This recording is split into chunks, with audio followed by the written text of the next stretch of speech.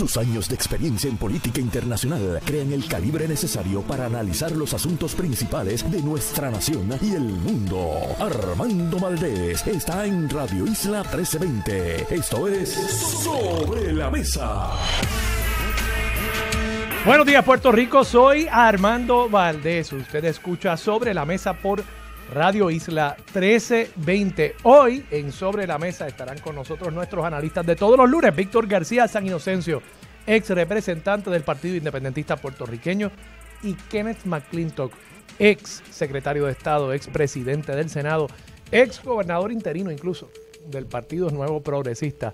Estarán ellos dos para analizar todos los temas del fin de semana aquí hoy lunes en Sobre la Mesa. Además, el senador Rafael Bernabe, senador del Movimiento Victoria Ciudadana, estará con nosotros, y en el último segmento el asesor legal de la Unión SEIU, Alvin Velázquez, estará también con nosotros, conmigo y con ustedes aquí en Sobre la Mesa. Y por supuesto, como todos los días de lunes a jueves, Yolanda Vélez Arcelay, café en mano, se sentará aquí a la mesa para discutir con ustedes y conmigo todos los temas de hoy, 12 de julio del 2021, son las 7:59 de la mañana. Los asuntos del país tienen prioridad, por eso llegamos a poner las cartas sobre la mesa. Vamos a poner las cartas sobre la mesa de inmediato, comenzando primero por decirles que sí, estoy aquí de regreso. Si tú te creías que yo no venía, pues te has podido chavar. Estoy aquí y tengo que darle las gracias, por supuesto, a el amigo José Nadal Power por haber estado en sustitución mía aquí de miércoles a viernes. Me tomé unos días, estuve fuera de la zona metropolitana. Se los recomiendo a todos los que vivimos en esta burbuja que se llama la zona metropolitana. Hay que salir de ella de vez en cuando, ver el resto del país, ver la belleza de nuestro país y regresar con esas baterías recargadas, aunque sea un día, darse la vuelta, hacer un chinchorreo, eso hace falta y viene bien. Vamos a entrar en materia de inmediato. Hay varios temas que quiero discutir en la mañana de hoy. Por supuesto que les voy a dar mi parecer sobre lo sucedido con el caso de Ricardo Rosselló, que, como quizás ustedes anticipan, mi conclusión ahí es que ya eso es un hecho consumado. Todo el que crea que todavía hay una posibilidad de que Ricardo Rosselló no vaya a ser el delegado congresional de Puerto Rico en ese absurdo que es la delegación supuestamente en las sombras, la delegación de cabilderos que va a ir a conseguir la estadidad, ya ahora finalmente, esta vez sí que sí, pues todo el que crea que de alguna manera u otra él no va a pertenecer a esa delegación, les advierto que se van a llevar una gran decepción. Ricardo Rosselló, al ser juramentado, yo estoy convencido que el argumento va a ser que aun si es desertificado, y al ser desertificado, si sucediera eso, él abandonar ese cargo, tener que abandonarlo por no cumplir con los requisitos, de pronto va a activarse el tener que hacer una elección nueva. Y al hacer una elección nueva, él entonces va a, espero yo, en esta ocasión sí, cumplir con todas las de la ley para poder llenar los requisitos mínimos que establece la ley 167 para ocupar el cargo. En ese sentido, les digo, me parece que esto es un hecho consumado. Pero dejo eso para un segundo momento en este primer segmento del programa. Quiero discutir hoy con ustedes un tema que fue portada del periódico El Nuevo Día ayer, y es sobre el costo de vida en Puerto Rico. Y lo que trae este artículo muy interesante a colación y a discusión pública es las diferencias salariales entre Puerto Rico, Estados Unidos en promedio, y un sinnúmero de estados donde las poblaciones migrantes puertorriqueñas tienden a coincidir. Entiéndase, los estados de la Florida, Nueva York, Pensilvania, Connecticut y Texas, que son esencialmente los estados donde más puertorriqueños se han radicado históricamente y donde continúan llegando en esta emigración, en esta isla en fuga, y principalmente en fuga por este tema que trae el periódico, las diferencias salariales entre lo que se puede ganar un profesional en Puerto Rico y lo que se puede ganar en Estados Unidos. Y claro, ese no es el único factor. Yo siempre le digo a los amigos míos que están considerando irse del país que uno de los factores que hace a Puerto Rico más atractivo, aún con el hecho de que los salarios aquí son más bajos, es que si usted tiene familia aquí, si usted tiene a sus papás aquí, si usted tiene a sus abuelos aquí, a sus tíos, usted tiene una red de apoyo que no necesariamente va a tener allá, con todo y que muchos de nosotros tenemos familia en Estados Unidos. La realidad es que no tienden necesariamente a estar concentrados todos en el mismo lugar. Yo tengo hermanas, 3 hermanas.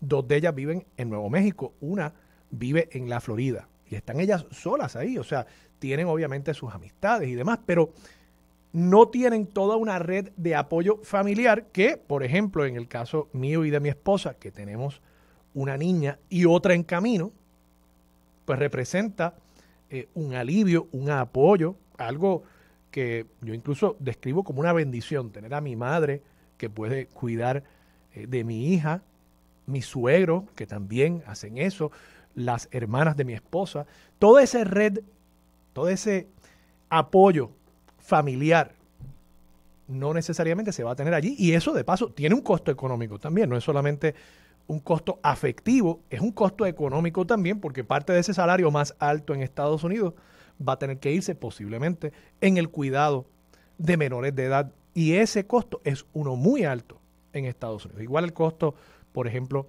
de los servicios de salud. Así que no quiero dejar ver que este es el único factor que toma en consideración un puertorriqueño al momento de decidir radicarse en Estados Unidos, pero ciertamente es, me parece a mí, uno de los más importantes.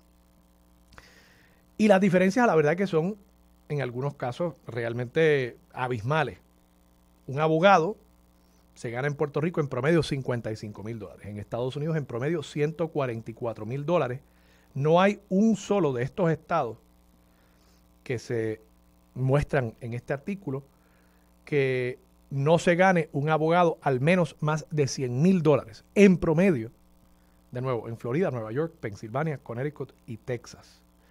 Si vamos quizás a un maestro de grado primario o intermedio, en Puerto Rico se gana en promedio $24,000. $24,000. Y en Estados Unidos en promedio se gana el doble, $49,381, con algunas diferencias. Nueva York el salario es $67,000 y en la Florida es $41,000, pero sigue siendo mucho más.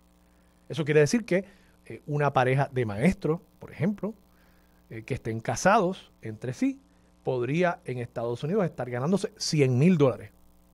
Y eso para una familia, pues ya comienza a ser un salario razonable para poder costear las necesidades, y no solamente las necesidades de una familia puertorriqueña. Y así por el estilo, una enfermera graduada en Puerto Rico se gana $39,000 en promedio, en Estados Unidos $66,000. Un policía, $30,000 en promedio en Puerto Rico, en Estados Unidos $70,000. Un vendedor al detalle, o sea, una persona que atiende en una tienda, en un centro comercial, $15,000 en Puerto Rico, $31,000 en Estados Unidos. Un arquitecto, $36,000 en Puerto Rico, $89,000 en Estados Unidos. Un ingeniero, que de paso los ingenieros son de los mejores pagos en Puerto Rico, un ingeniero civil en Puerto Rico se gana $70,000, en Estados Unidos $93,000. Y así por el estilo. ¿Y por qué es importante esta comparación? Bueno, porque Puerto Rico, a pesar de que nosotros nos concebimos como un país, todos, fíjense ustedes en el lenguaje que utilizamos, incluso hasta personas y amigos que son PNPs y estadistas, hablan de Puerto Rico como país, con la excepción de personas como el también amigo Kenneth McClintock, que a veces insiste en usar una nomenclatura, unas palabras, porque está tratando de hacer un punto político, pero no le sale natural al puertorriqueño no hablar de Puerto Rico como su país. Tiene que forzarlo, tiene que pensar, déjame hacerme de la mente de que voy a hablar de Puerto Rico como la isla o como el territorio y no como mi país. Y así pues, como nosotros a veces nos vemos como país, no entendemos que en efecto, política y económicamente, nosotros somos parte de un estado político mucho más grande que es Estados Unidos y que es todavía hasta el día de hoy la economía más grande del mundo y que por consiguiente, al tener una total apertura, al pertenecer a esa estructura jurídica y haber una total apertura entre Puerto Rico y Estados Unidos, lo que pasa allá con los salarios es como si pasara en Bayamón. Vamos a ponerlo así. Es como si yo tuviera un trabajo en San Juan y de pronto me ofrecen el doble en Bayamón. Bueno, pues sí, es un poquito más fácil. No tengo que mudarme para ir a trabajar a Bayamón. Pero es igual de fácil porque yo me monto en un vuelo en el aeropuerto Luis Muñoz Marín con $150, compro un pasaje de una vía solamente y estoy allá en el Bayamón de la Florida, que es Kissimmee, y tengo un trabajo allí donde, por lo visto, me voy a ganar al menos el doble de lo que me estoy ganando en Puerto Rico. Y eso es algo que nosotros aquí tenemos que entender, tenemos que internalizar. Los empresarios, el sector privado. La semana pasada salió un artículo acerca de el costo de vida en Puerto Rico. Y decía el artículo que el costo de vida había mejorado. Claro, había que leer con cuidado la nota. Era un estudio donde se hacía una comparación entre el costo de vida en Puerto Rico y 200 zonas metropolitanas en Estados Unidos. Entonces, no es que el costo de vida en Puerto Rico bajó, es que en términos relativos, en términos comparativos, Puerto Rico tiene hoy una mejor posición de la que tenía el año pasado en términos de costo de vida. Eso no quiere decir que el costo de vida en Puerto Rico bajó. Eso quiere decir que el costo de vida en Puerto Rico, en comparación con esas otras ciudades, con esas otras jurisdicciones, está en una mejor posición. Eso podría ser que bajó el costo de vida en Puerto Rico. Claro, sabemos que ese no es el caso, porque precisamente una de las cosas que se está discutiendo en este preciso momento en Puerto Rico es cómo todo ha aumentado, producto del aumento en la demanda que hay al terminarse el periodo de encierro de la pandemia. Y lo que realmente está sucediendo es que en esas ciudades, en esas jurisdicciones, el costo de vida ha aumentado más que el aumento en Puerto Rico. Por tanto, de pronto ahora Puerto Rico comparativamente está en una mejor posición en cuanto a costo de vida. Pero no quiere decir que el costo de vida bajó. Quiere decir que el costo de vida en otros lugares aumentó más que en Puerto Rico. Entonces, pongamos eso sobre el tapete, pongamos este tema de los salarios sobre el tapete. Y preguntémonos, cuando uno va a una tienda, y digamos, muchos de nosotros hemos viajado fuera, pregúntese usted si cuando usted va a una tienda aquí en Puerto Rico y va a una tienda en Estados Unidos, si el costo de los productos no es bastante similar. Si usted cuando va a un restaurante, a un fast food, pongámosle, si el costo del Happy Meal, del almuerzo ese para niños, si el costo de ese producto no es similar o casi idéntico, o quizás hasta más alto en Puerto Rico de lo que es en Estados Unidos. Y la contestación es que sí. O sea, ¿a dónde quiero llegar con esto? Nosotros tenemos precios y un costo de vida comparable al de los Estados Unidos, al de las principales ciudades de Estados Unidos. De paso, no es que Puerto Rico esté en el fondo de esa lista, no es que Puerto Rico es el lugar más barato para vivir en todo Estados Unidos, no. Estamos en el medio de la lista. Entonces, nuestros precios, los precios en las tiendas, los que ustedes ven, los que ustedes saben, los que ustedes conocen, son similares a los precios en Estados Unidos. El costo de vida es más o menos el costo de vida promedio en una ciudad norteamericana. Pero los salarios son la mitad. Y yo me pregunto, ¿por qué? Porque siempre hemos aceptado eso como un hecho dado, de que Puerto Rico es una economía más pequeña. Y lo repetimos y lo decimos. Y entonces nos quedamos ahí para aceptar, para que los trabajadores acepten que aquí se les pague la mitad, o en el caso incluso de los abogados, para que se les pague quizás hasta una tercera parte de lo que podrían estar ganándose en Estados Unidos. Y la pregunta es ¿por qué? Porque si una empresa está vendiendo el producto al mismo precio aquí que el precio que está vendiendo el producto en Estados Unidos, o sea, el dinero que está recibiendo para pagar salarios, para pagar insumos y demás, es igual, ¿por qué entonces los salarios aquí son más bajos? Eso no me lo explico. Me dirán, ay bendito, es que el costo de la luz. Mire, sí, el costo de la luz aquí en Puerto Rico es más alto que en promedio en Estados Unidos. Pero, incluso esa comparación no es justa porque en Estados Unidos durante 3, 4, 5 meses del año, dependiendo en qué latitud esté la empresa, esa empresa tiene que también costear el pago de calefacción y la calefacción de ordinario en Estados Unidos es con gas, no es con electricidad. Por tanto, si de verdad queremos comparar el costo de energía, el costo de toda la energía que se requiere para operar una empresa, habría entonces que incluir en el costo nuestro de electricidad, para hacer una comparación justa, chinas con chinas, no chinas con botellas, habría que incluir en el costo en Estados Unidos el costo también del gas. Si es que queremos decir, no, es que en Puerto Rico realmente el costo de energía es mucho más alto que en Estados Unidos y por eso es que aquí hay que pagarle menos a los trabajadores y por ahí es donde rompe la soga, ¿verdad? Por el salario del trabajador. O digamos que la excusa es, no, que si el costo de la transportación, bueno, pues sí, hay que transportar productos a Puerto Rico. Eso podría factorizarse, pero el costo de transportar productos a Puerto Rico incide sobre el salario de un abogado, un enfermero o un médico o un ingeniero, al punto de que los salarios en Puerto Rico de esos profesionales son la mitad de lo que sería si estuviera en Estados Unidos. Pues yo no me creo ese cuento. Sí, es más caro, pero no es que en Estados Unidos no hay costos de transportación también. Hay que mover los productos, se mueven por tren, se mueven por camión, aquí se mueven por barco. Fantástico. Pero de nuevo, aún si aceptamos que eso encarece en algo los productos, yo no creo que lo encarezca tanto como para reducir el salario a la mitad. Y entonces, cuando vemos además que los empresarios y el sector privado se quejan de que no consiguen trabajadores y vemos que los salarios lo que hacen es convertirse en un incentivo a la migración, pues yo creo que ahí está la contestación al dilema de la falta de mano de obra en Puerto Rico. Yo creo que está ahí.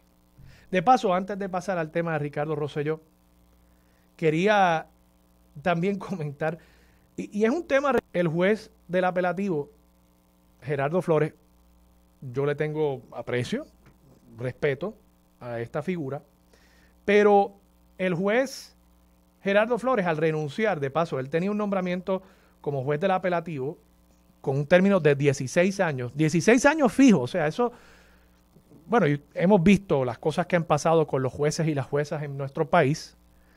Yo creo que no hay que decirlo, pero este es un trabajo con una muy buena seguridad de empleo. O sea, si a usted lo nombran juez por 16 años, a menos que usted mate a alguien, incluso hay decisiones judiciales que causan la muerte de personas. Y aún así, los jueces siguen ahí. Pero a menos que usted mate a alguien, usted va a seguir siendo juez. Así que seguridad de empleo, buenísima. 16 años, renunció a los 8 años. En su carta de renuncia escribió, no podemos pregonar la independencia judicial mientras los jueces activos viven con la incertidumbre de una pensión reducida al mínimo, sin cotizar los beneficios del Seguro Social, sin ningún beneficio marginal, con un plan de servicios de salud limitado y sin incentivos por grados universitarios, años de experiencia o productividad. El valor de un poder judicial robusto e independiente no puede estar a expensas de ahorros exiguos. ¿Cuál es el salario de un juez del apelativo? $8,750 al mes. Quiere decir, un juez del apelativo se gana $105,000 en Puerto Rico. Un abogado se gana $55,000 en promedio. O sea, un juez del apelativo esencialmente está viviendo en Florida, mientras que los abogados estamos viviendo en Bayamón. Así como usted lo escucha. Y venir a quejarse de un trabajo donde hay 16 años de seguridad de empleo, ganándose 105,000 pesos. Hay que tener fuerza de cara. Hay que tener fuerza de cara. De paso, si hay una profesión donde los jueces aquí en Puerto Rico ganan mejor que los jueces en Estados Unidos, es esta. El promedio de salario en Estados Unidos para un juez, esto es jueces a todos los niveles, así que quiero ser justo, ¿verdad? Jueces municipales, jueces de primera instancia, jueces federales, el promedio, según la empresa de recursos humanos Indeed.com, el salario promedio de un juez en Estados Unidos es $85,189. Así que los jueces del apelativo se ganan 20,000 pesos más que el promedio que se gana un juez en Estados Unidos. Yo creo que hay que poner eso en contexto. Y creo que todos los que están en posiciones de poder en este país, viendo esa información de ayer, deberían estar preguntándose no por los salarios propios, no por la guagua, y tengo que decirlo, la guagua de $70,000 y pico que se compró el presidente del Senado, no por los beneficios propios y de los familiares. Deberían estar preguntándose por los salarios y preocupándose por los salarios de los puertorriqueños que esencialmente deciden abandonar su país, abandonar su patria, abandonar este terruño tan precioso, porque en efecto no consiguen un trabajo digno en Puerto Rico y ven, por supuesto, que en Estados Unidos pueden ganarse mucho más y que se valore su esfuerzo y su trabajo. Yo creo que esa debería ser la preocupación de todos los funcionarios públicos y no sus propios salarios, sus propias prebendas y sus propios beneficios marginales. Vamos a la pausa. Se me quedó el tema de Ricardo Rosselló. Yo estoy seguro que Yolanda va a querer discutirlo conmigo, así que no se va a quedar sobre la mesa, pero lo dejo por ahora hasta después de la pausa, aquí en Sobre la Mesa por Radio Isla 1320. Regresamos. Soy Armando Valdés. Usted escucha Sobre la Mesa por Radio Isla 1320. Se sienta a la mesa Yolanda Vélez Arcelay. Yolanda, buenos días. Literalmente sentándome. ¿Cómo estás? Saludos. Bien, Armando, ya me había olvidado de tus rasgos. Ave María, ¿tanto tiempo fue? Bueno, ¿cuántos me días extrañaste. estuviste ausente? Claro, hombre, claro. Yo te extrañé a ti también. Pero siempre disfrutando también de la compañía de José, que estuvo muy bien y que, bueno, nos apoyó muchísimo aquí. Estuvo interesante. Oye, antes de pasar, ¿verdad?, a cualquier otro tema, de esos temas desagradables de los lunes, yo tengo que desearle mucho éxito al equipo de las noticias de Tele 11, a Celimar Adame, a Débora Martorell, a Ricardo Currá y a todo el equipo. Son 12 reporteros, ¿verdad?, el nuevo equipo de las noticias. Y es un gran paso, yo creo que es bien importante porque este país, aunque parezca mentira, valora mucho los noticiarios. Sí. Y lo digo porque en el pasado, ¿verdad?, para que los amigos sepan, las noticias, esta nueva edición, es bajo una gerencia nueva. O sea, Univisión se fue. Muchas personas confunden y es bueno que se aclare porque en el 2014 yo creo que uno de esos errores corporativos que se cometen en la vida, ¿no?, y Univisión tuvo que admitirlo eventualmente, fue haber eliminado el noticiario. El noticiario en el 2014 fue eliminado y aquello lo que hizo fue un daño tremendo a la marca Univisión, porque este país valora, siente como parte de su familia prender el noticiario y ver las caras que toda la vida te informan de lo que está pasando. Y entonces esta nueva edición es bien importante porque hay una nueva gerencia, una nueva marca que es Tele 11, porque Univisión se fue. Y que nunca entendió este mercado, el mercado puertorriqueño, tengo que decirlo. Tú sabes que tú traes el tema de las noticias. Yo creo que se empata con algo que estaba planteando en el primer segmento sobre nuestra concepción de lo que es Puerto Rico y de lo que somos nosotros. Sí. Entonces, yo creo que Univisión posiblemente, en cuanto a televisión, vino pensando que podía traer los noticieros de afuera, los programas informativos de afuera. Y en Estados Unidos quizás eso funciona porque, de nuevo, hay otra concepción de la idea de país, pues, Estados Unidos, pero aquí en Puerto Rico tú tienes que tener tus noticias locales porque es que son las nuestras, Tú son las de nuestro país. Diste en el clavo. Lo que dañó, ¿verdad? Univision, su visión del mercado era muy equivocada. Ellos pensaban que éramos emigrantes en Estados Unidos. Su programación era como si nosotros fuéramos... Parte de una red. Sí, nosotros, pues lo que ellos visualizan, o en Estados Unidos se visualiza lo que llamado despectivamente espaldas mojadas. Pero Puerto Rico es un país, o sea, esto que estamos aquí, nosotros nos vemos a nosotros mismos como... bueno, tan es así que recuerdo que cuando llega Univision nos hace grabar, ¿verdad? Un slogan en la calle de algo así como, bienvenido, estás en tu casa. Y yo decía, cuando me toca decirlo, yo digo, ¿pero de qué hablan ellos? Lo que digo es, bienvenido, tú siempre has sabido que estás en tu casa. Así que, porque lo que llegaban eran ellos, no nosotros. Nosotros estábamos en nuestro país y ellos se añadían. Y recuerdo que en un momento dado, cuando muere Luis Aferré, eso es una prueba importante. Cuando muere un ex gobernante de este país muy querido, le dedicaron un día a la cobertura, ¿verdad? Algo que provocó una crítica inmensa. Entonces, sin embargo, a Celia Cruz, que la queremos mucho como gran cantante, le dedicaron como 4 o 5 días porque estaban visualizando que esto era la cobertura desde Miami. Y entonces, no percibir que estaban aquí asentados ya en un país que tiene su propia idiosincrasia, aun cuando jurídicamente pertenezcamos a Estados Unidos, aunque no seamos parte. Entonces es interesante todo esto, esta discusión, porque ahora se posiciona un nuevo noticiario. Le deseo suerte a todos, ¿verdad? Porque Guapa hizo sus cambios, Julio ahora va para la edición estelar y va a descansar los fines de semana, que me alegra mucho. Yo le escribí una notita, pero lo digo por aquí también, lo felicito, igual, porque Julio es excelente. De esas personas, y es de esas personas que es un trabajador, de los más trabajadores de los... Julio está presente en la vida de los puertorriqueños casi todos los días. Claro. Y yo creo que hasta prensa escrita, tú sabes, radio, televisión, prensa escrita. Se merece este cambio y le deseo mucho éxito. Ya hace tiempo que se lo debieron haber dado. Claro, Guapa hace ajustes ahora porque pues viene competencia. Telemundo colocó... o mejor dicho, no, en el caso de Guapa, Felipe Gómez pasa a fin de semana el hombre ancla. Felipe Gómez va a estar de hombre ancla fin de semana junto a... Ay, Dios mío. A Silvia Verónica. Que es extraordinaria. Que extraordinaria. O sea, y creo que... Y Felipe también. Felipe sí. bonachón, Oye, y además la experiencia. Sí. O sea, que es importante. Ricardo Currás, de paso. Qué bueno. Ricardo Currás, yo recuerdo, él en una estación hermana era locutor. Sí.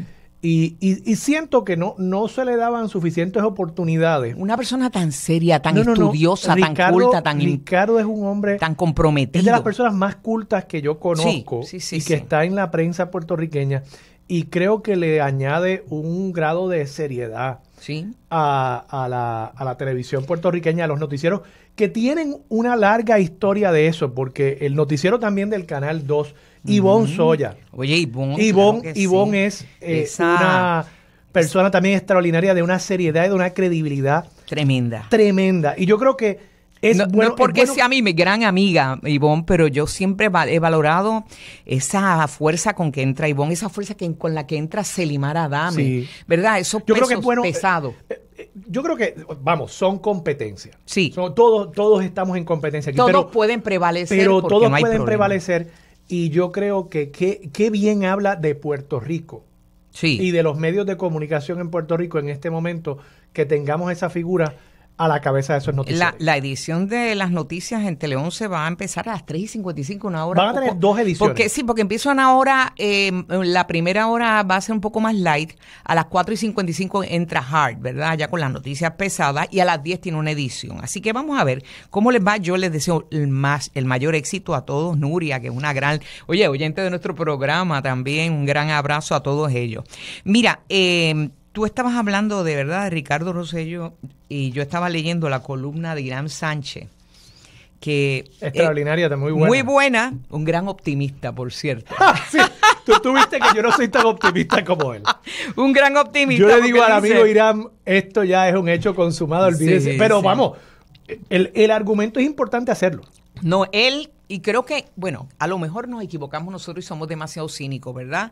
Pero Irán Sánchez, aparte de plantear pues lo cuestionable de la decisión del apelativo y de que Ricardo Rosselló pues está a punto de salirse con la suya, como él mismo decía junto con sus panas del chat, ¿verdad? Los brothers, que cogemos de hasta los nuestros. Bueno, efectivamente, de Pensuaco, siguen la cresta de la ola del PNP que lo lleva, ¿verdad?, de la mano. Evidentemente, Pedro Pierluisi no puede prescindir de los 50,000 votos mínimos que tiene Ricardo Rosselló, que es lo único que mostró en esta elección, porque ya las ventajas entre los partidos es tan mínima que esos 50,000 van a tener un peso en el 2024 si es que Pierluisi decide relanzarse.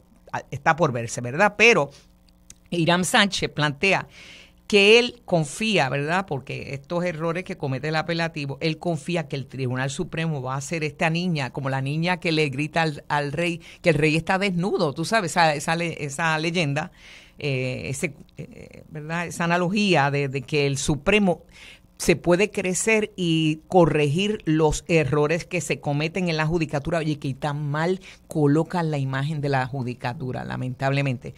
Pues porque hay quienes que ya dan por perdido que por la cuestión sociológica y la composición del Supremo es difícil que los 5 nombrados por un partido nuevo progresista vayan a rechazar lo que decidió el apelativo. Hay quien plantea que el Supremo no va a tocar el caso, que lo va a dejar en la decisión del apelativo. Habrá que ver. Pero Irán Sánchez tiene todavía esperanza y yo creo que Irán Sánchez es una persona sumamente seria que a lo mejor está viendo algo. Hay un juez estrella allí que fue nombrado por un Fortuño y que sin embargo demuestra una independencia en su criterio y ha dado unas señales en su decisión. En la decisión del Supremo. Sí. Él escribió una nota. Evidentemente. Y dijo que le resultaba preocupante que no se estuviera asumiendo la responsabilidad del Supremo en cuanto a esto y que se estuviera permitiendo esta laxitud en cuanto al cumplimiento de las leyes en Puerto Rico. Y yo creo que eso habla bien del Supremo. Vamos, para ser justo, el Supremo en el caso de Pedro Pierluisi, en el verano del 19, unánimemente. Pues claro. ¿Verdad? Decidió decir, mira, él no es el gobernador en Puerto Rico, él no fue confirmado por la Cámara, creo que era en aquel momento, por el Senado. Yo creo que la Cámara el Senado. Lo había confirmado, el Senado faltaba, que lo había convocado para el lunes siguiente. Así que me parece que sí, han habido instancias en las que el Senado ha demostrado cierto grado de independencia. Creo que aquí tienen una oportunidad, incluso, vamos, considerando que ya él ocupó el cargo, yo estoy bastante convencido que habría que hacer una elección especial nueva y que Ricardo Rosselló saldría electo. Así que tienen aquí hasta una oportunidad de demostrar independencia sin que afecte al final del día el resultado final de todo este proceso. Yo creo lo mismo. Para empezar, bueno, Ricardo Rosselló era un muerto político después del verano. Yo creo que sigue siéndolo. Es un muerto, está dando aleteos para revivir. Político ahora. Revivir. Yo no descarto los Transformers. Tú sabes, como que tienen vida. Tú sabes que los bueno, y tú sabes que se rumora que quien más preocupada está por esto. Yo estoy convencido que Pedro Pierluisi vuelve a correr. Y la que está preocupada aquí es Jennifer González. Y por eso Jennifer González le ha buscado hasta Zaira Jordán Conde para que ella sea cabildera también y decir básicamente, mire, son los cabilderos. Es una bobería, aquí puede venir cualquier... Yolanda, ¿tú quieres venir a Washington? Pues claro, claro. Me paseo por los museos. Reuniones. Me gustan las pasear por la verdad, por los museos, que Washington DC es interesante. Seguro. Pero bueno, mira, nada, en este caso en particular, digo, esto es asumiendo que Pedro Pierluisi quiera revalidar en el 2024. Yo creo que va a querer. Porque igual Jennifer ha aspirado también a la gobernación y quién sabe, ¿verdad? Pero honestamente es penoso ver esto porque el mensaje es tan errado. Mira, ¿sabes qué? Hay gente que usa la tarjeta de débito para abrir una puerta. ¿De verdad se podrá hacer o es en las películas nada más? Yo nunca he podido. Quizás es que no he estado en la situación. Lo que sí es que la tarjeta de débito Oriental Mastercard es la llave de mi dinero. Esta tarjeta es lo único que necesitas para acceder rápido y fácil a tu cuenta. Si no la tienes, búscala hoy mismo. Es gratis cuando abres tu cuenta. Y quién sabe, a lo mejor hasta te abre el carro. Oriental, miembro FDIC. Estos anuncios son muy importantes. Quédate en sintonía. Conéctate a radioisla.tv para acceder y participar en nuestra encuesta diaria.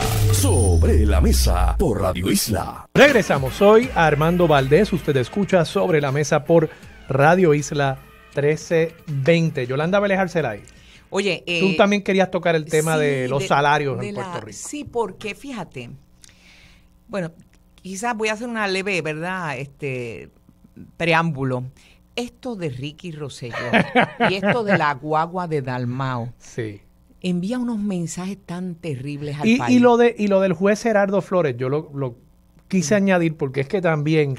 Tú sabes, alguien decir, no, es que los salarios de los jueces. Sí, es que es la clase política preocupado por su salario en vez de preocuparse por lo que es el problema principal del país, los salarios de la juventud, los salarios de la gente que está optando por irse del país. Pues precisamente. En medio de un colapso demográfico. Yo quería felicitar, ¿verdad?, Ricardo Chico del Nuevo Día, porque ha hecho un artículo Corte Chico, que ha hecho un artículo que va a la médula del problema, porque aquí el gobierno con el discurso de la vagancia y todo, lo que hace es evitar tocar el problema, y cuando se evita tocar el problema no hay diagnósticos buenos, ni la verdad, ni la receta es buena. Ni las preguntas. Sí. No nos preguntamos las cosas correctas, ¿no? Ok, entonces cuando él relata la vida de este joven que sale de la universidad y busca empleo, creo que le dan un empleo que no tenía nada que ver con lo que había estudiado, él se había preparado bien, y él opta, pues dice, no tengo padrinos aquí el que no tiene padrinos no se bautiza, ¿Ves? Padrinos, Ricky Rosselló, tú sabes, esta clase política que tiene padrinos, que siempre lo levantan, aunque hayan navegado y hayan tenido cuchara de oro desde nacimiento. Pero en el caso de este joven, que venía de la clase media, decide entonces irse a Estados Unidos, y él y su esposa empezaron a ganar el triple, ¿verdad? Es verdad que le costó trabajo, fue un esfuerzo, porque el que se va se juega la suerte bien difícil de un emigrante. Y aunque seamos jurisdicción de Estados Unidos, ¿verdad? Es emigrante, punto. No es su país, no es su idioma. Si no domina bien el inglés. No, exacto. Entonces, el artículo va relatando la inequidad de los salarios en comparación con lo que hace uno aquí, un trabajador aquí de un renglón, lo que gana ya una maestra, etcétera. Entonces, ahí él empezó a poder, ¿verdad?, estabilizarse un poco a pesar del costo de vida. Y entonces, como tú dices, el costo de la vida, el artículo no es que esté tan malo, es que si tú ganas 3 veces menos, el costo de la vida te asfixia. Y aquí tenemos que estar claros que aquí ha aumentado el agua, la luz, el gas, la leche, el pollo, y el peaje va a aumentar en enero. Entonces, el artículo es muy interesante porque relata cómo el asesor de la Junta, Andrew Wolf, trataba de convencer a la jueza Swain de que, ¿verdad?, cuando de una reforma laboral, y hablando del costo de la vida, etcétera, en un momento de argumentaciones, que era importante una reforma laboral en el país para bajar el costo de mano de obra, para que aumentaran los empleos, ¿verdad?, y quitar los beneficios de la ley laboral. Y lo que hizo eso fue exactamente lo que Alameda planteó por su contraparte, que al contrario, que aquí no se podía plantear esto porque el mercado era uno que, aquí hay una puerta giratoria, la expresión la pongo yo, una puerta giratoria que tú vas a Estados Unidos, ¿verdad?, tan fácilmente como comprar un pasaje. Y entonces, esto no es solamente la visión de la Junta de Control Fiscal, de la administración de Pedro Pierluisi, de la administración de Ricardo Rosselló, sino que también el informe que trajo Ann Kruger, cuando a petición de Alejandro García Padilla planteaba lo mismo. Y lo que se está evidenciando es que aquí no hay manos de obra suficiente para la obra de reconstrucción del país, porque lo que ganan allá es 3 veces más que acá. Quizás se esfuerzan más porque obviamente son migrantes, pero el problema es que no podemos seguir poniendo curitas y diciendo que 8.50 en el año 2020 y pico o $9 en el 2024, porque si siguen así nos entretenemos con el mismo julepe, Cámara, Senado y el gobernador, de cuándo debe entrar el mínimo federal como partida el mínimo salarial como partida para empezar como a un ajuste, ¿verdad?, de justicia salarial a los trabajadores que ya no pueden más con la carga. Y Yolanda, te digo que no hacemos las preguntas correctas porque, de nuevo, cuando empato esa noticia de Ricardo Cortés Chico con la noticia acerca del índice de costo de vida, que es algo que se publica anualmente y que compara, lo importante que la gente entienda es, no es que el costo de vida bajó en Puerto Rico, es que comparativamente en otros lugares aumentó más. San Juan, Puerto Rico, sigue siendo más caro, estoy viendo la lista aquí directamente, que la capital del estado de Nueva York, Albany. Sigue siendo más caro que Rochester, Nueva York. Sigue siendo más caro que Las Vegas.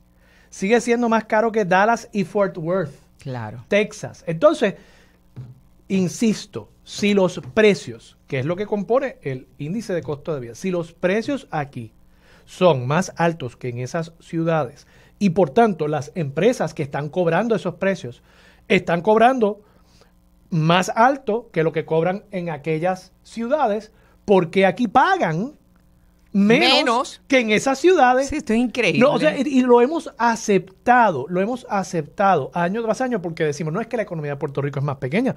Bueno, eso puede ser cierto, pero el restaurante de comida rápida aquí no es más pequeño que el que está en Dallas y cobra lo mismo. Incluso en algún momento aquí en Puerto Rico se hablaba de que las tiendas en Puerto Rico eran las que más vendían en todo Estados Unidos. Entonces, si es así, si están cobrando lo mismo o más que en Estados Unidos, eso es lo que cobra la empresa, ¿por qué lo que gastan en sus trabajadores es la mitad o una tercera parte de lo que gastan por esos mismos trabajadores allá en Estados Unidos? No, es una cosa injustificada, no hay explicación.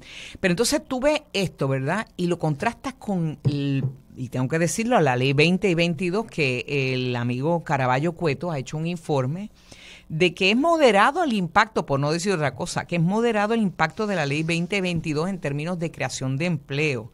Y cómo se les da prácticamente en bandeja de oro, no de plata, de oro, todo a estos empresarios, y no es que yo tenga nada en contra, porque el que viene a aportar, fantástico. Oye, pero hay 1086, según dice el Departamento de Desarrollo Económico, 1086 de estos empresarios y empresarias que han venido a Puerto Rico atraídos por la Ley 22, que están en incumplimiento. Entonces, que los trabajos que generan no son suficientes todavía para el retorno, ¿verdad? Que para garantizar un retorno, y que hay que exigirles más. Afortunadamente, con la mira puesta, y tengo que decirlo, ¿verdad?, del IRS allá, del FBI, ha obligado a que aquí dejen de estar tocando violín con esto y se pongan para su número y empiecen a exigirles. Ojalá que le exigen, pero lo que hablan es como, esto es, obviamente es un contrato, tendrán que exigirle a los que vengan, el futuro, no a los que están ya. Pero recuerda, el IRS, el interés del IRS no es, la evasión contributiva, no es proteger al erario puertorriqueño. Es la evasión contributiva de ellos. Exacto. Ellos lo que les preocupa es que sigue llegando gente aquí que antes allá les pagaban, cientos de miles, si no millones de dólares en contribuciones. Claro. Y entonces, una de las cosas que estoy seguro que tienen que estar auditando es cuánto tiempo realmente pasa esa gente aquí. Claro. Porque se supone que el americano que está bajo la ley 22, debo decir, se supone que esa persona esté aquí 184 días al año. ¿Cómo tú monitoreas y auditas eso? Ay, bendito. Tú mandas, eso es lo que me decían, me explicaban, tienen un chofer, le dicen al chofer, vete y cómprame algo en Walgreens. Con una tarjeta de crédito. O a la farmacia, ¿verdad?, de la comunidad para equiparar, qué lindo. Entonces, o vete allá al Mesón. Al Mesón. Viste, tengo que decirlo porque son empresas de aquí, ¿verdad? Sí. Entonces, tú le das y ellos te traen un recibo. Fíjate, y esos recibos... No están yendo a un restaurante caro. No, entonces son recibos que tú vas guardando, ¿verdad?, para evidenciar que tú estás aquí. No como Ricky, que no tenía ni la factura de agua ni la luz para evidenciar que Es que él no se había preparado aquí. bien. Bueno, pero mijo, no, ¿qué te puedo decir? Se gusta con él. Oye, y una cosa también de costo de vida. ¿Tuviste el artículo que salió de la insulina? Sí. Lo costoso de la insulina y aquí el país es importante porque aquí hay una prevalencia de diabetes tremenda. Y tengo que decirlo, los mayores que se afectan con la diabetes son los pensionados.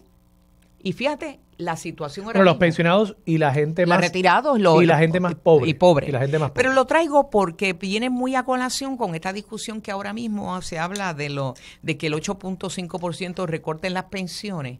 Y ¿verdad? Actuarialmente los estudios, etcétera, según la Junta, no es tan mala la cosa. Vamos a ver, porque ahora mismo el gobernador dijo que tiene 2 propuestas para atajar la impugnación en los tribunales que la Junta ha hecho contra el proyecto de retiro digno, y Tatito Hernández ha dicho que lo va a retar en los tribunales. Yo no sé qué va a pasar, yo no sé a quién creer, pero no hay duda de que cualquier centavo que le recorte a un pensionado tiene un impacto, porque vemos cómo sigue aumentando el costo de la vida. O sea, no es meramente un corte, es 8.5% nada más a un sector. Oye, tú sabes, hay que ponerse en los zapatos de esa gente y entender. Yo no sé qué va a pasar, porque el gobernador ya se bajó del tren de retar a la Junta.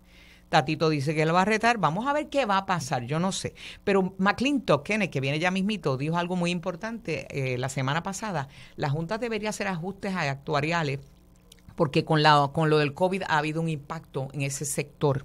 Ha habido muchas muertes en ese sector de personas retiradas. Eso es cierto. Y puede haber impactado, ¿verdad?, ese sector. Incluso actuarialmente a largo plazo puede haber hasta reducido la expectativa de vida. Sí, aún de personas Estados que Unidos no... lo redujo un año. Pero además de... Pensando en personas no que murieron del COVID, sino que se enfermaron. Sí. Y eso tiene unas condiciones y unas situaciones a largo plazo. Eso podría bajar esa expectativa de vida también, y eso, Sin claro, duda. cambia los cómputos actuariales Sin duda. del retiro. Vamos a la pausa, regresamos con más aquí en Sobre la Mesa por Radio Isla 1320.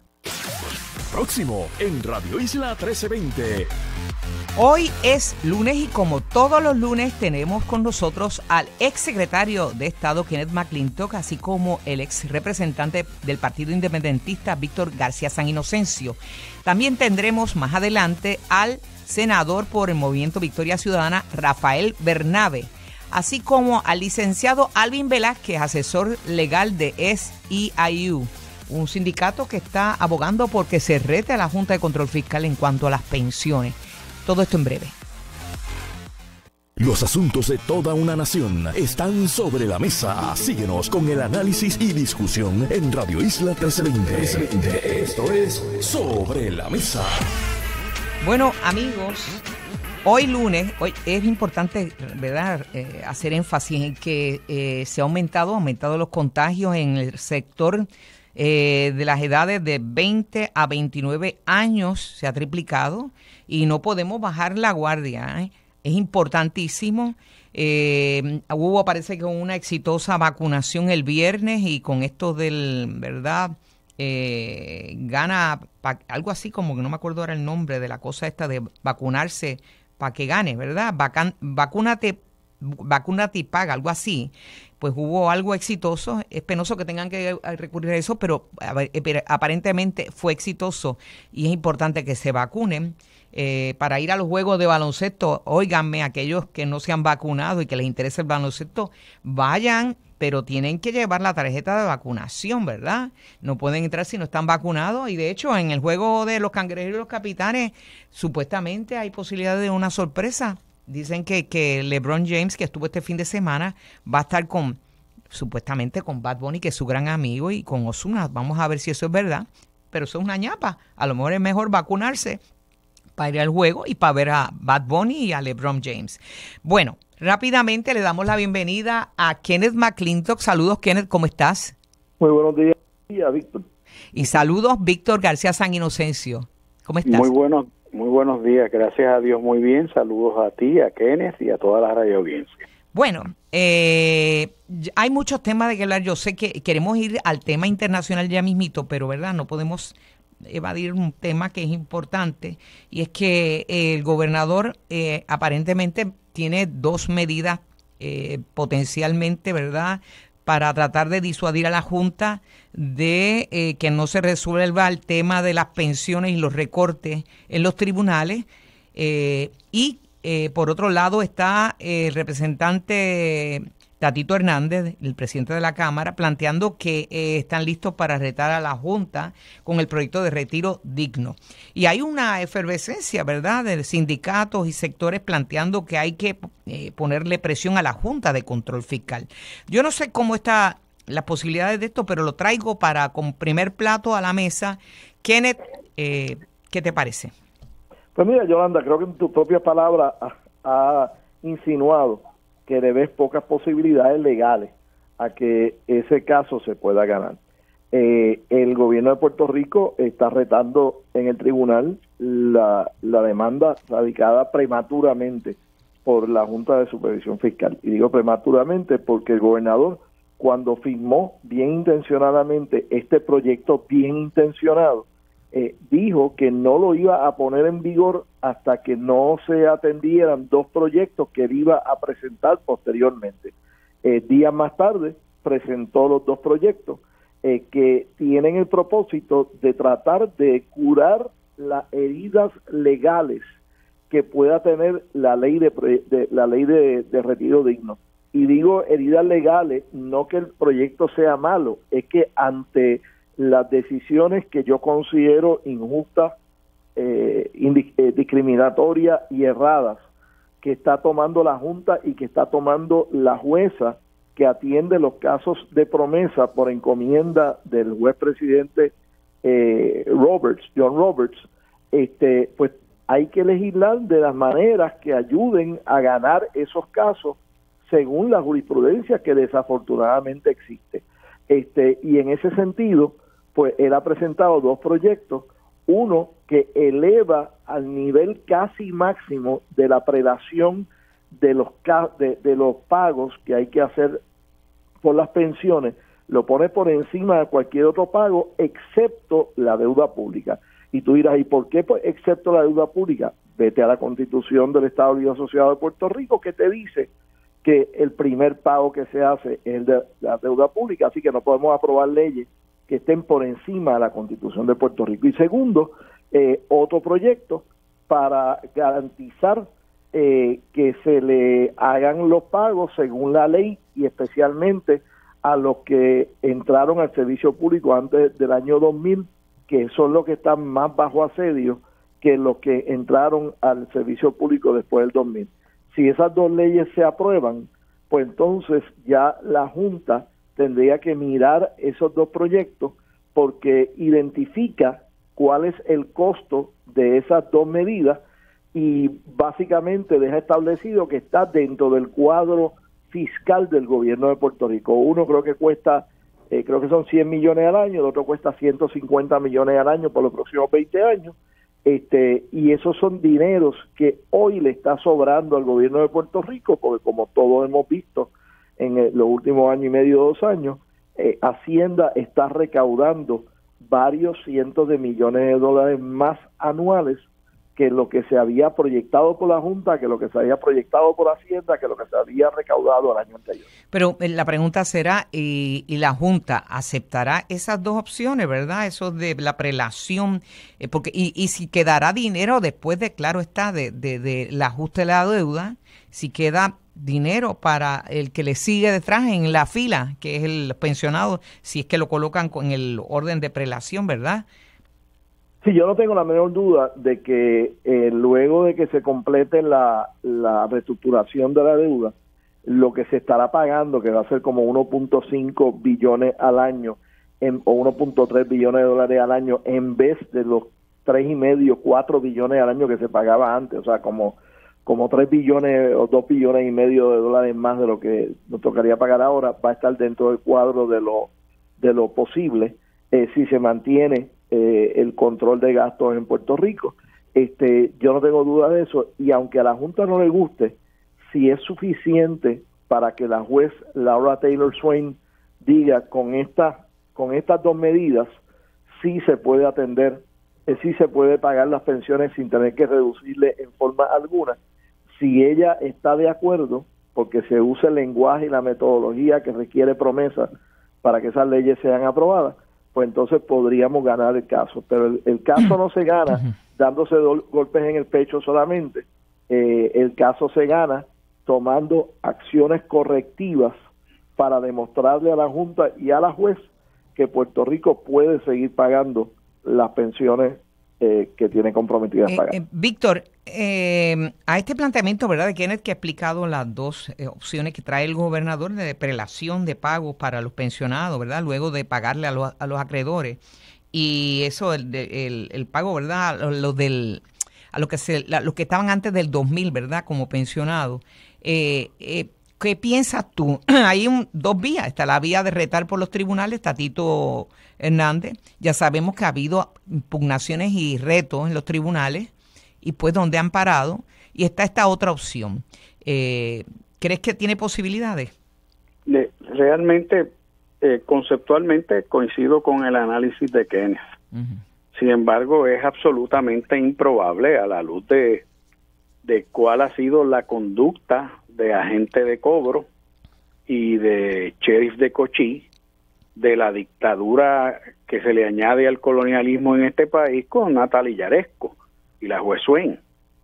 O sea, tengo términos tácticos, creo que deberían ir todos unidos, pero eso probablemente no cambie la letra de la música, ni la música. La tonada es una sola. Este es el intervencionismo imperial más grotesco en el planeta. Puerto Rico es el epicentro del colonialismo y hay que pagarle a unos acreedores según la visión de ese país y se acabó el pan de piquito y en eso andan. Por consiguiente, yo creo que esto llena el expediente. Lo quiere llenar el gobernador por un lado, lo quiere llenar el presidente de la Cámara por el otro, pero al final del camino la suma puede ser la misma y que no haya remedio y el problema no es, es un problema este recorte, ¿verdad?, a los que tengan más de 1.500 pesos de pensión. El problema es que le pueden coger el gusto y en la medida en que los números no cuadren y los ingresos no sean los que proyectan y todas esas cosas, entonces después van a venir por más dinero. Y si no vienen por la vía directa recortando pensiones, van a ir por la vía de aumentar contribuciones o exigirlo. Hay un aspecto, ¿verdad? Estamos partiendo de que las cosas se quedaran como están, ¿verdad? Y hay ahí un riesgo también alto porque sabemos que el Tesoro está en vías de hacer phase out de la ley 154 y no sabemos si va a haber un sustituto, ¿verdad? Partimos de eso y eso deja 1.2 billones de dólares en nuestro presupuesto aproximadamente.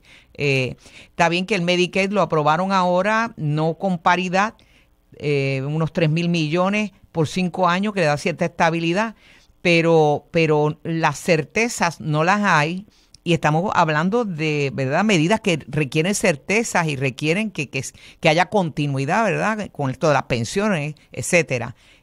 No sé, me parece, Kenneth, y recordemos que la Junta siempre está planteando que tiene que haber certezas. Estoy de acuerdo y creo que hace un punto válido con respecto al phase out de la ley 154.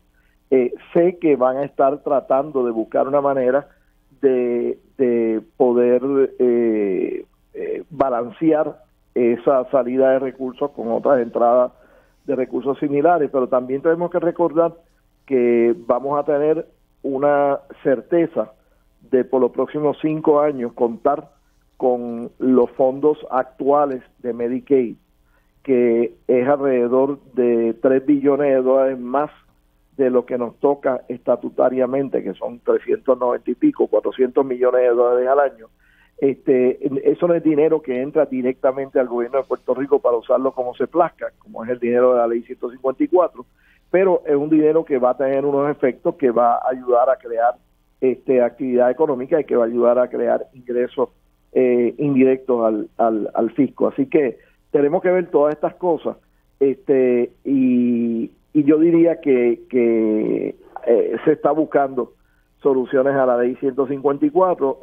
Creo que ya se ha estado hablando con el presidente Jesús Santa y el presidente Juan Zaragoza en las comisiones de Hacienda de la legislatura para ver cómo se logra algo en conjunto para contrarrestar la ley 154 y tienes que tomar en cuenta también de que el gobierno de Puerto Rico va a tener que tomar pasos para cumplir con el impuesto global de no menos de 15% que se está negociando y que estaría entrando en vigor en algún momento en el año que viene. Y ese 15% va a tener un efecto significativo. Recuerda que tanto el PIB como el ex gobernador Carlos Romero Barceló hablaban ¿coincidían? de una tasa de 10%. Y aquí a nivel global se va a imponer una tasa mínima de 15%, mucho más de lo que proponían el PIB y Carlos Romero Barceló, y que parte del sector privado en Puerto Rico se pasaba rechazando como que era demasiado exagerado. Pues ahora va a ser 15% en vez de 10. Eso está interesante. Sobre este particular, Yolanda, dos acotaciones que son críticas. En primer lugar, la incertidumbre está en todas estas cifras y en estas ecuaciones. No sabemos cuándo el Departamento del Tesoro va a quitar esa capacidad de imponer el 4%. Y no sabemos si lo va a hacer de cantazo. Claro. Y a lo mejor no es ni siquiera una salida escalonada. Y eso es merma de ingresos. En segundo lugar, los 3,000 millones de pesos acordados por los próximos 5 años para sacar a Puerto Rico del abismo en donde estaba, a punto de caer, se queda 100 y pico de millones cortos frente a lo que se estaba recibiendo ahora mismo cuando tú combinas los 284 millones más los 2.800. Por lo tanto, es menos dinero, no es más dinero en una industria en donde no se pone control a los costos y siguen subiendo los costos y te obligan a dar menos servicios o peores servicios. Para los efectos, por eso es que el presidente de los hospitales, de la Asociación de Hospitales, ha dicho que esto es un fracaso. Y por supuesto que fue un fracaso. Claro, yo lo puedo entender si tienes a Jennifer con un campamento de verano ahí atendiendo unos muchachitos que van a Washington a cabildear, no está atendiendo los asuntos importantes, aparte de que los demócratas parece que no dan ni pie con bola. Bueno, Jaime Pla lo que ha dicho es que cualquier otra cosa pues que no eleve la aportación por servicio de Medicaid a 83%, pues prácticamente es un fracaso, y efectivamente ha sido así. Dice que el acuerdo mantendría la aportación federal temporal por servicio de Medicaid en un 76%, pero por debajo del 83% que han reclamado la autoridad de la isla. De hecho, a otros territorios se les da más, incluso hasta por 10 años, tengo entendido, ¿no? Yolanda, pero sí, no seas negativa en ese sentido, porque el nivel en que estábamos era 55%.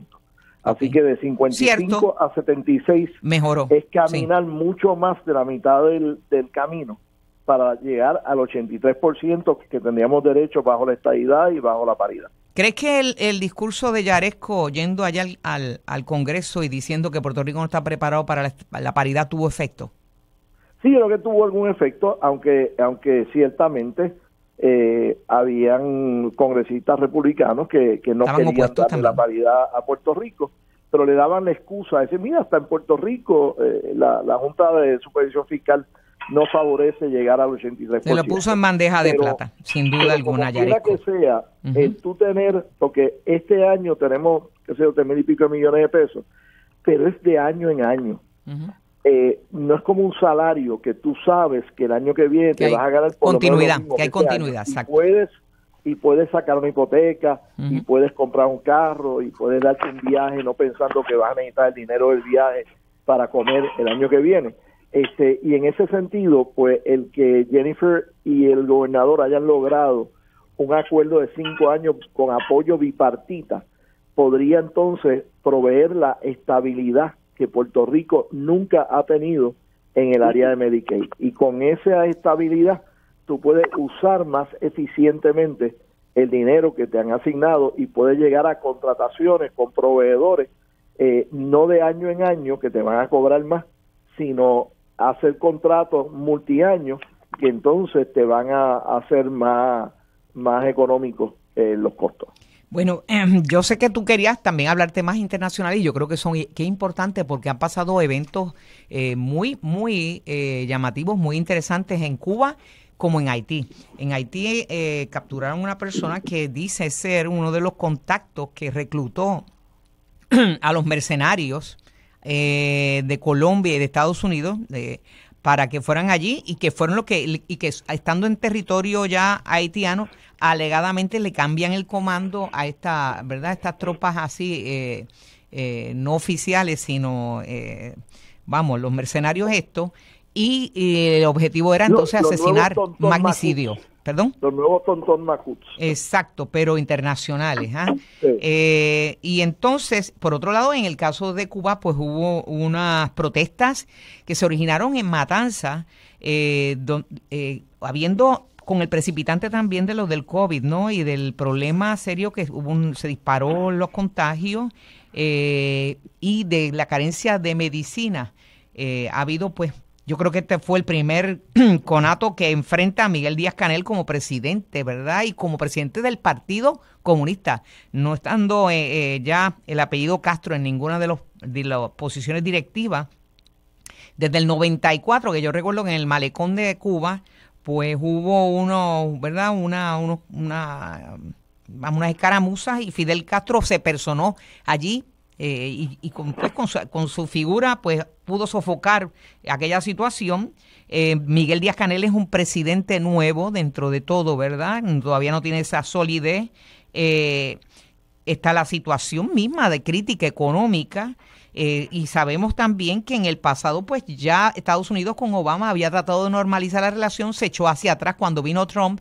Biden no parece haber dado muestra de querer normalizar las relaciones o por lo menos está alargándolas.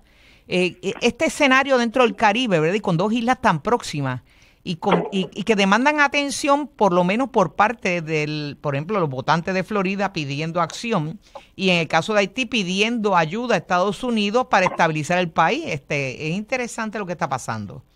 Pues mira, yo tuve la fortuna anoche en el programa que tengo auspiciado por la Fundación RHC y Luis Fortuño en el canal 6, tuvimos como por media hora a Paula Tortú, que es posiblemente la persona en Puerto Rico más experto en asuntos haitianos, y pues tuvimos las perspectivas de él. La realidad del caso es que en el mundo ya virtualmente no se dan magnicidios, y se dio un magnicidio en Haití el miércoles pasado. La tragedia que hay en Haití es que el gobierno está descabezado, hay un vacío de poder porque no hay un presidente. El primer ministro incumbente estaba de salida. Se había designado un nuevo primer ministro, pero no había tomado posesión. La Cámara está carente de miembros. El Senado tiene 10 de los 30 miembros que se supone que tenga y no está constituido. Y el presidente del Tribunal Supremo acaba de fallecer de COVID. De COVID, increíble. Así que esto es, el hambre se junta con la necesidad, ¿sabes? Y pues se está dando lo que se está dando. Hay que ver cómo va a responder la comunidad internacional a esa situación, cómo van a ayudar, y dentro del nacionalismo que caracteriza a Haití y a muchos países del mundo, le han pedido a los Estados Unidos que intervenga directamente. Biden dice, lo voy a estudiar, estoy enviando adelante unos investigadores criminales para que ayuden en la investigación del magnicidio, pero en cuanto a tropas como tal o ayuda más directa como tal, vamos a mirar primero la situación. Hay algunos cascos azules en Naciones Unidas allí, pero tendría que haber un compromiso, un commitment de otros países importantes para que se pudiera incrementar la presencia de los cascos azules allá. Yo estuve en Haití hace 10 años, con la compañera periodista tuya, Carmen Jovel. Estuve 4 horas y media solamente, pero pude ver una sociedad que estaba totalmente descompuesta a pesar del terremoto. O sea, el terremoto pues añadió a eso. Y hoy me dicen que ese era un Haití más o menos en buen estado comparado con el Haití que hay en el día de hoy. Así que hay que bregar con eso. Puerto Rico ha contribuido al mejoramiento de Haití. Yo fui a la graduación de la Interamericana este año como profesor adjunto y me sorprendí de ver que estaban graduando con grado de MBA, de maestría en Administración de Empresas, de 2 universidades, la Universidad de Notre Dame de Haití y la Universidad Interamericana de Puerto Rico, y eso fue una iniciativa precisamente por la Tortú para poner a Puerto Rico a ayudar educativamente a la República de Haití y proveer MBAs que no se ofrecían en Haití. Pero, y para que Víctor participe también, la situación de Haití no es la de Cuba. O sea, Haití no hay gobierno. Haití es, no existe, está tierra desolada. En el caso de Cuba, con, ¿verdad?, pros y contras por parte de opiniones y eso, pero tiene un gobierno y tiene unas estructuras. Y entonces hay un respaldo de cierto sector de la población bastante mayoritario. Entonces, aquí cuando se pide intervención, ¿verdad?, por parte de Florida, los cubanos en el exilio, etcétera, uno se debe preguntar, ¿la inestabilidad le conviene a Estados Unidos en Cuba en este caso? Porque tienes Haití. Haití es una situación de tierra desolada, de no existir instituciones, de nada. Es más, se está pidiendo los cascos azules, ¿verdad? ¿Y qué tú crees, Víctor? Bueno, mira, yo creo que lo que define a Haití realmente es que es uno de los estados fallidos, emblemáticos en el mundo. Un estado fallido es aquel que no puede ejercer control ni un régimen de derecho, ni de garantías de derechos humanos, ni de operabilidad. Es un gobierno, tiene un gobierno, por lo tanto, inoperante. Y eso es terrible. Yo no sé si Biden quiera meter a los americanos allí. Se está yendo de Afganistán, sí, y está dejando 40 o 50 mil afganos que cooperaban con Estados Unidos, los está dejando a su suerte. Sí. Yo no sé si quiera meterse ahí o en ningún lugar. Además, fíjate que la historia de Haití en el siglo XX es la historia de las intervenciones. Sí. La última vez que Estados Unidos se metió allí de verdad fue para pacificar después de que mataron a un presidente en el 1915. Y estuvo 20 años ocupándola. Y el producto fue Papadoc Duvalier y luego François Duvalier. Con una dictadura de 40 años. Terrible, sí. Entonces, Estados Unidos no se va a meter de esa manera.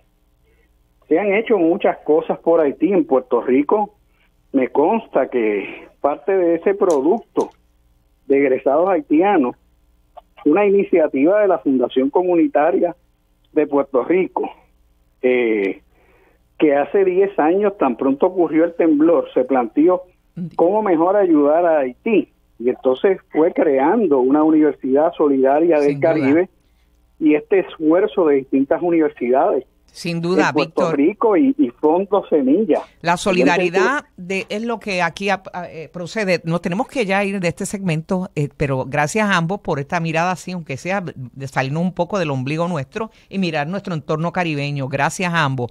Interesante, y creo que la solidaridad del Caribe es importante en este momento. Nos vamos a la pausa y en breve regresamos con Rafael Bernabe de Victoria Ciudadana. Quédate en sintonía. Conéctate a radioisla.tv para acceder y participar en nuestra encuesta diaria. Sobre la mesa por Radio Isla. Bueno, amigos, me ha llegado una nota rápidamente y la quiero leer porque me preocupa una persona que tiene necesidad de ayuda, ella y su señora madre.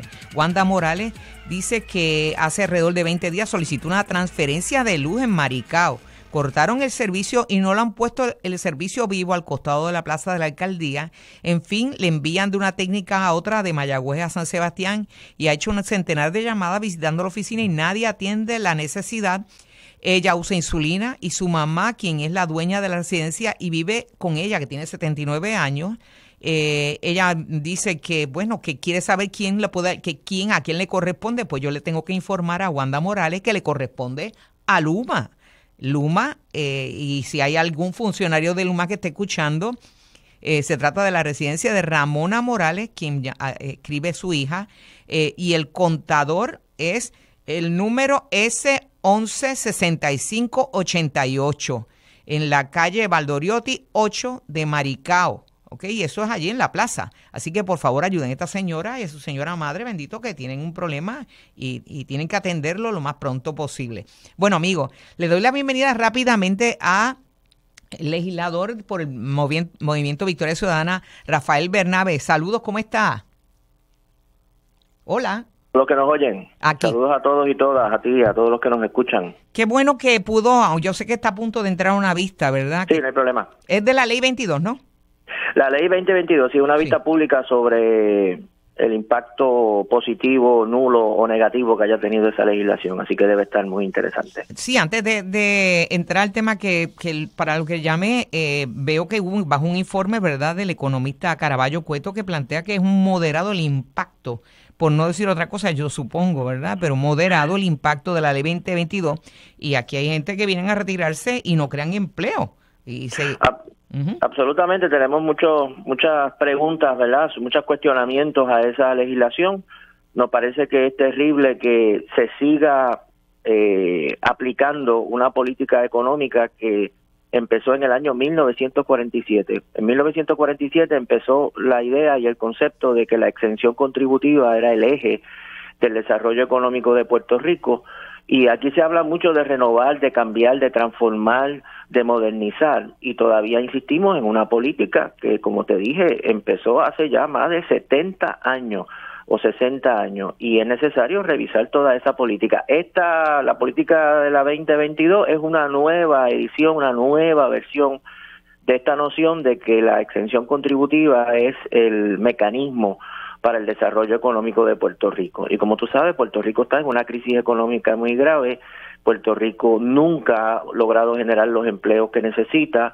Puerto Rico está tan desposeído como ha estado siempre. Así que uno debiera preguntarse si ese es el camino a seguir. Pero tendremos el economista Caraballo Cueto que tú señalas y otros más van a ser algunos de los deponentes en la vista. Así que bueno. De hecho, esperamos poder hablar con ellos, dialogar con ellos sobre todo este asunto. De hecho, el nivel de incumplimiento, y traído por el propio secretario de Desarrollo Económico, Manolo Sidre, es que hay 1,086 en incumplimiento de estos beneficiarios de los incentivos. Sí. Y lo terrible es que parece que el mundo camina hacia un lado y nosotros al otro. Eso de las exenciones y de mano de obra barata es una fórmula que no ha despegado. Seguimos y se ha creado una especie de distorsión en el empleo, ¿verdad?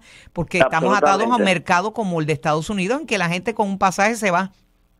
Eso es así, y yo te digo que a mí, yo ahora que soy legislador tengo más contacto todavía, pero este es uno de los temas que más indigna, preocupa, molesta, sobre todo a compatriotas nuestros que están en la diáspora, que están fuera de Puerto Rico, porque realmente les duele mucho cada vez que leen que ellos han tenido que irse o ellas han tenido que irse de Puerto Rico porque no tienen empleo, porque no encuentran la manera de estar en Puerto Rico, a pesar de que quieren vivir en Puerto Rico, y a la misma vez ven todos estos incentivos que se dan a personas de fuera de Puerto Rico para que vengan a vivir a Puerto Rico sin pagar impuestos o pagando muy pocos impuestos, y cualquiera se indigna, ¿verdad? Que uno haya tenido que irse de Puerto Rico mientras otros están llegando, recibiendo toda una serie de... Hasta el mismo Romero Barceló decía que se lo daban todo el que venía. Hasta el mismo Por Romero eso, Barceló. Sí, ¿no? Y es una así, ¿no? Y como dije, yo en esto tengo una posición flexible, o sea, yo entiendo perfectamente que en la década del 50 y la década del 60 Puerto Rico tuvo un crecimiento económico significativo, se generaron empleos, la exención contributiva funcionó hasta cierto nivel, porque nunca generó, como dije, suficientes empleos ni para sacar a más del 40% de nuestra gente del nivel de pobreza, pero algún crecimiento hubo. Pero ya después de 1996, cuando se eliminó la sección 936, y ya después del 2006, cuando terminó toda su efectividad, Puerto Rico no crece económicamente, y hay que buscar una fórmula distinta a la fórmula de la exención contributiva, que es la que el gobierno adoptó en 1947 y se ha aferrado a ella. Tanto el Partido Popular como el Partido Neoprogresista se han aferrado a ella, como si es la única manera de desarrollo económico del país. Y es una carencia de modelo económico, sí. Ahora, lo que sí también es importante, ¿verdad? Y una necesidad de creatividad en el renglón, ¿verdad? O sea, para manejar los problemas que enfrentamos y a la misma vez levantar, por ejemplo, la industria de turismo, que es una que tiene todavía espacio de crecimiento. Pero yo creo que ese es un ejemplo perfecto de cómo la economía, el turismo bien desarrollado es un tipo de sector que puede crecer con el empresariado y con la inversión puertorriqueña, porque las playas no se la pueden llevar a otro sitio, el clima no se lo pueden llevar a otro sitio. Entonces seguimos contando con que vengan grandes inversionistas externos a poner hoteles en Puerto Rico, a poner actividades en Puerto Rico, cuando nosotros podríamos hacer eso, con la diferencia de que las ganancias que se van a generar, en vez de irse fuera de Puerto Rico, como pasa con el modelo de la exención contributiva, esas ganancias se queden en Puerto Rico y se reinviertan en Puerto Rico. El Mientras ecoturismo. Puerto Rico siga produciendo y la riqueza se vaya fuera del país, pues seguiremos en el mismo sitio. El ecoturismo es la tendencia mundial de los millennials y las generaciones que vienen, y es un modo de verlo sin que haya daño, ¿verdad?, al ambiente y a la misma vez sostenible, y no es costoso, ¿verdad?, para pequeños empresarios crear. Ahora, lo traje, ¿verdad? El tema, lo de las playas viene muy bien porque usted ha emitido una resolución, ha radicado una resolución para el manejo del sargazo, que es uno de los grandes problemas que tienen ahora nuestras playas. ¿Y qué se puede hacer con el sargazo? Bueno, sí, primero que nada es un problema que de estas situaciones, ¿verdad?, que surgen, que uno quizá no tenía planificado presentar legislación sobre el tema, pero surgen problemas y uno tiene que examinarlo y tiene que atenderlo. La resolución lo que pretende es que se estudien 3 aspectos de este problema. ¿Sabes el problema, verdad? El problema es que hay una acumulación de sargazo extraordinariamente excepcional en muchas playas y muchas costas de Puerto Rico, que genera muchísimos inconvenientes, ¿verdad? Para empezar, para el uso de los bañistas en los lugares que sean lugares de recreo de las personas. La resolución pretende estudiar 3 elementos. Uno, ¿cuál es la causa de ese aumento de la generación de sargazo en nuestras costas y en qué medida se pueden tomar ¿verdad?, acciones que lo reduzcan? Eso puede tener que ver con el cambio de temperatura en las aguas, puede tener que ver con las cambio climático, sí, con las descargas de materiales que las nutren en el agua, que quizás ese es el elemento que más se podría controlar. No sabemos si hay algún tipo de barrera o elemento que se puede colocar para evitar que lleguen a las costas. Primero, ¿verdad?, ver cómo se puede aminorar el problema. El segundo problema, hay que investigar, una vez ese sargazo está en nuestras costas, cuál es la manera más adecuada de bregar con él, cómo es la manera más adecuada de removerlo. Nos han informado que en algunos lugares se está utilizando equipos como grúas y tractores y otro tipo de aparatos que puede causar más daño que bien, que puede, ¿verdad?, destruir las playas, destruir corales, destruir las zonas costeras, y por lo tanto hay que establecer una política, algún tipo de política y de protocolo sobre cómo se debe remover el sargazo, cuándo se debe remover, para que no haya daño en el proceso de tratar de atender este problema. Ahora mismo sabemos que hay diferentes municipios pues que están tomando diferentes acciones, pero hay que nada ver coordinado, qué es lo que se está haciendo. Nada coordinado. Exacto. Y la llamada es recursos naturales, ¿verdad? Claro, absolutamente. En tercer lugar, hay que explorar, y ya, ¿verdad?, alguna gente ha hecho trabajo en otros lugares, en otros países. Una vez se remueve este material, ¿qué utilidad se le puede dar para por lo menos sacar algo positivo de algo que quizás es negativo, pero que tiene beneficios? Sí, sirve porque como este material se ha planteado que puede utilizarse para abono, exacto, para composta, para diferentes tipos de elaboración de otros productos, que son ingredientes en la elaboración de otros productos alimenticios, etcétera, etcétera. Se convierten, ¿verdad?, en ingredientes que se utilizan para esos fines. Y entonces, pues, ver en qué medida se le puede dar utilización. Así que estudiar la generación, estudiar la remoción y estudiar la posible utilidad de este material, pues esos 3 aspectos es lo que la resolución pretende examinar. Como te dije, un problema que no estaba en mi programa de gobierno, ¿verdad?, o mi programa de legislativo, pero nosotros estamos alerta a problemas que surgen y que es necesario atender. Cómo no, pues muchas gracias, Rafael Bernabe, sé que va para la vista pública y gracias por haber estado con nosotros.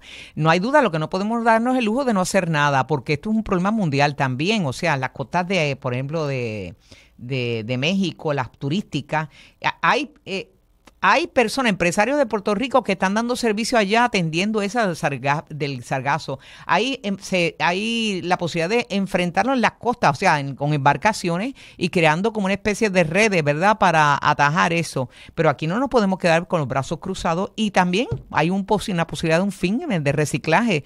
Ojalá que no nos pase como los neumáticos, que se ha quedado corto y se sabotea, ¿verdad?, el reciclaje de los neumáticos que tanto hay aquí en Puerto Rico. Vamos a la pausa. Y en breve regresamos para retomar el tema de las pensiones, retiro digno y de esta propuesta del gobernador con el licenciado Alvin Velázquez, asesor de SEIU. Quédate en sintonía. Conéctate a radioisla.tv para acceder y participar en nuestra encuesta diaria.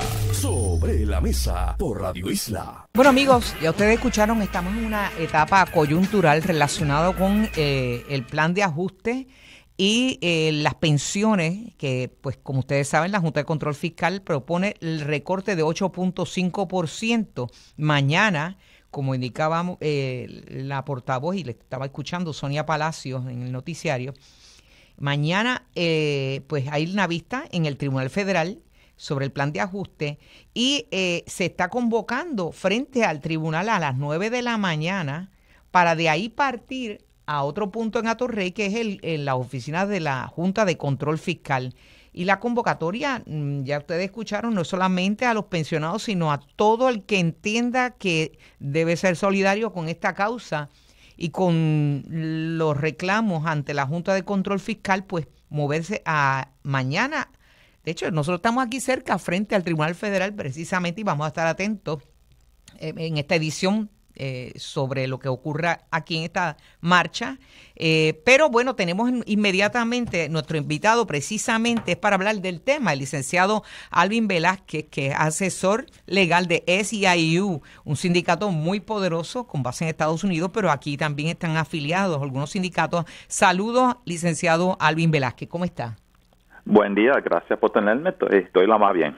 Bueno, le invitamos porque aparte de esta, ¿verdad?, de este movimiento que se está dando en un momento coyuntural ahora mismo, ¿verdad?, las mañanas, ustedes han participado en actividades relacionadas, vistas y reuniones en el Congreso. Esta semana ¿qué pasó? Hubo una sesión en que participaron incluso hasta Lourdes Ramos del Partido No Progresista, diferentes sectores, sindicatos, etcétera, y tratando de ver cómo se puede atajar este recorte. Denos más detalles. Sí, yo participé en una reunión con asesores del Congreso y hablaron con el economista bien reconocido Joseph Stiglitz. Uh-huh. En esta reunión hablamos un poco y orientamos a los congresistas sobre cuál es la ley de retiro digno y honestamente cómo en un sentido esa ley cumple con promesa. Uh-huh. Aunque eso suena raro a alguna gente que están escuchando. Y pregunto, ¿algún compromiso? Porque es que estamos en una etapa, ¿verdad?, vital ya en los tribunales. Hubo una promesa de campaña de Biden de bajar la austeridad a Puerto Rico en esto de lo de promesa. Ha habido muchas marchas. Y entonces, claro, ha habido sesiones en el Congreso pidiendo, hay congresistas que han hecho un esfuerzo y han cuestionado y han fiscalizado la Junta, pero no parece pasar nada. ¿Qué le hace pensar que ahora sí puede pasar algo? Well, tú sabes, seguimos con la misma esperanza y seguimos de pie de lucha en el sentido de que seguimos abogando, ¿verdad? Y pidiendo que ellos sigan fiscalizando. No sé cuál va a ser el próximo paso que van a tomar ahora mismo, como tú dices, en este área tan clave, ¿verdad? Pero por lo menos para nosotros vamos a seguir diciendo lo que es la verdad en el sentido de que promesa, vamos a seguir desmintiendo de que la ley de retiro digno es contra promesa. En realidad es parte de promesa y hay algo que promesa contempla. Yo sé que la diáspora y los sindicatos, ¿verdad?, en Estados Unidos particularmente han dado apoyo. ¿Cuánto ese sector puede tener dentro de, ¿verdad?, de las fuerzas que mueven el poder aquí en Puerto Rico?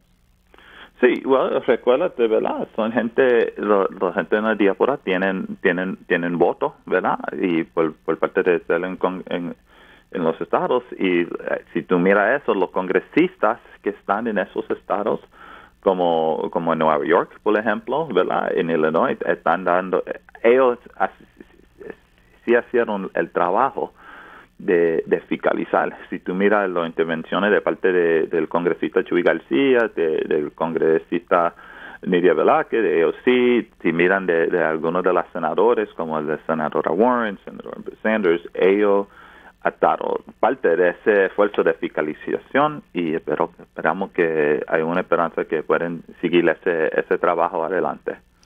No sé si están al tanto de que el gobernador no quiere que, ¿verdad? Hay ahora mismo está la impugnación de la Junta de Control Fiscal al proyecto de retiro digno. Y hay dos vías ¿cómo diríamos?, para hacer frente a esto. Una, el presidente de la Cámara de Representantes ha planteado que van a batallar en contra de la Junta en el plano del tribunal. Y por otra, el gobernador radicó dos proyectos para tratar de buscar una solución fuera de los tribunales que un poco toree la cuestión esta del plan de ajuste. ¿Ha podido estudiar lo que plantea el gobernador? No, honestamente, yo solamente he visto las noticias de prensa, pero no he visto, lenguaje, ¿verdad? Lenguaje de unos proyectos que ha sido sometido. Hay un que yo he estado buscándolo, honestamente, pero no lo he visto. De eso yo no puedo comentar, ¿verdad? De qué dice esos proyectos de ley, porque no he leído de profundidad. Más bien se han esbozado, ¿verdad? Uno de ellos es tratar las pensiones fuera del plan de ajuste de la deuda, ¿verdad? Dentro del proceso, ¿verdad?, de presupuestario, como esto del Pay As You Go. Y entonces darle también prioridad a los pensionados del 2000, antes del 2000, ¿verdad? Que son los que estarían en mayor precariedad. Eso, claro, son esbozos, no tenemos los detalles. Pero pregunto, ¿es posible ir por las dos vías? Una presionando por la vía judicial y otra con un plan B como el propone el gobernador. Yo creo que eso parte necesario. Una aclaración antes de olvidarme, claro, que estamos hablando de esto. Estoy hablando de parte de la CIU y no del comité, de cualquier comité que estoy participando en la quiebra. Muy bien. Necesito aclarar eso. Pero hablando más grano a su pregunta, ¿verdad? Yo creo que otra vez promesa contempla eso, contempla que la ley contempla algo que hay que desmentirle de promesa. Yo creo que hay gente que dice, mira, la Junta es todopoderoso en los asuntos de Puerto Rico. La cosa es que eso no es completamente la realidad. Promesa dice que para acabar un plan de ajuste y tener aprobación, la legislatura de Puerto Rico tiene un parte clave que hacer con eso. Tiene que aprobar el plan de ajuste al final del camino. Así es, y eso dispone el 314. O sea, que hay poder de regateo en esta, si recortas las pensiones no te aprueba el plan de ajuste, o sea, está hablando de que la legislatura tiene poder para hacer frente a esto. Correcto, ellos no necesitan ser un sello de goma, disculpe. Es que ellos pueden seguir de pie de lucha y negociar. Y nosotros dijimos eso en la ponencia que entregamos en la legislatura cuando teníamos vista, de que la parte con la ley de retiro digno es un statement, es como diciendo, esto es nuestra posición. Muy bien. ¿Cuál es la suya? Muy bien. Y eso es sumamente importante entender. Bueno, pues le doy las gracias al licenciado Alvin Velázquez, asesor legal de SEIU, y él está hablando a nombre precisamente de ese sindicato que tiene muchos pensionados también, ¿verdad? Así es, tenemos 24,000 miembros en Puerto Rico. Claro. Obviamente 2 millones de miembros en todo los Estados Unidos y Canadá. Todo el interés para el sindicato. Gracias, entonces. No hay duda. Aunque lo veamos adversativo, la posición de Tatito Hernández y la del gobernador pueden ser dos vías de meter presión con un plan de mano dura y a la misma vez al final del camino decirle, si no ves una opción para los pensionados, no te apruebo el plan de ajuste que necesita la legislatura, y otra, pues el plan B del gobernador. Me parece importante, y es importante también que sepamos que Joseph Stiglitz el Premio Nobel de la Economía y profesor de la Universidad de Columbia, ha dicho que los recortes en las pensiones públicas que propone la Junta de Supervisión Fiscal va a ser otra pieza del plan de ajuste de la deuda del gobierno de Puerto Rico que colocará a la isla en dirección contraria a su recuperación económica. Cuando cortas las pensiones, los jubilados van a reducir sus gastos y esto va a tener un impacto en la economía, ¿verdad? Y en los recaudos. O sea que esto es como un círculo vicioso. Así que hay que buscar una solución para recorte a las pensiones. Y amigos, me tengo que ir, pero lo próximo es Mili Méndez en Dígame la Verdad.